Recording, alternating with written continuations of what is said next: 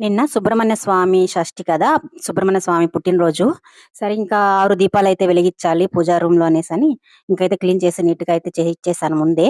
ఇంకా పిల్లల్ని lunch, క్యారీరు, tiffin, ఇంకా గంజి, టీలు ఇవన్నీ గూడా అయ్యి శుభ్రమైపోయి నీట్‌గా అయిపోయి ఇల్లంతా గూడా శుభ్రం చేసేసి ఈ పూజా రేకైతే ఈ విధంగా రెడీ చేసి ఇచ్చేసాను. ఆయనైతే దీపం పెట్టుకున్నారు. పైకెక్కి పూలు కోసుకొనొచ్చేటప్పుడు మా వారైతే చూసుండారండి ఇది.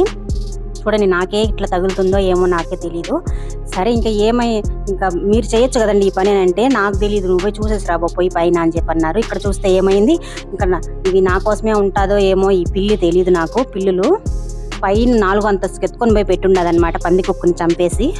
సరే ఇంకా నేనేం చేయలేక వస్తూ చూసారు కదా, అది అట్ట వేసేసి వచ్చి ఉండొచ్చు కదా అని మా వారితో అన్నాను.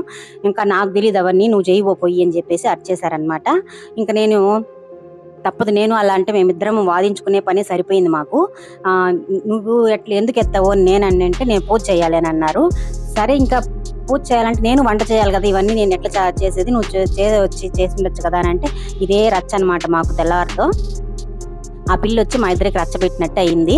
తమాషాగా చెప్తున్నా, ఇలా అయిందనమాట. పక్కన ఖాళీ ప్లేస్ ఎంత ఉంది, బీడు అయితే చాలా ఉందన్నమాట. రోడ్డు అవంతా వదిలేసి ఎక్కడ మరుగ్గా ఉంటుందో పైనకి వచ్చి ఈ పని చేసి ఉండదు ఆ పిల్లి అయితే. ఇంకా నేనేం చేయలేము, ఇంకా బాధించుకుంటూ తిట్టుకుంటూ అరుచుకుంటూ ఉండే పని ఇంట్లో మాకు ఒకరికొకరు అనేసని. సరే ఇంకా అవన్నీ ఎత్తి ఆడ పడేసి బాగా నీట్గా పెనాయిల్ వేసి కడిగేసాను అనమాట.